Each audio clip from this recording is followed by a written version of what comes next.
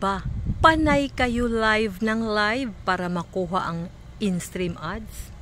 Pero kung maabot na ninyo ang in-stream ads, saan man ilagay ang ads kung wala kayong post na long form videos? Kaya gagawa kayo ng long form videos para doon ilagay ang ads. Panay tayo live, panay tayo panguha ng followers para lang umabot tayo ng 5K followers at 60K minutes viewed.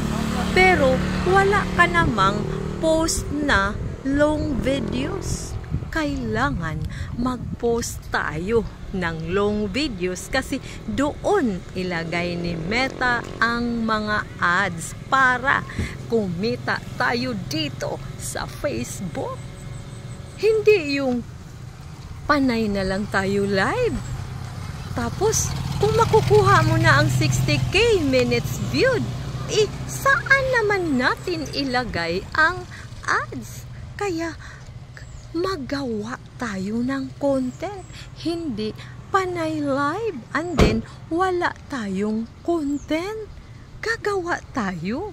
Oo, at saka iwasan yung mangunguha tayo ng mga videos na hindi naman atin. Yung i-upload mo na long videos ay yun talagang sarili mong videos para hindi tayo magkakaroon ng unoriginal content.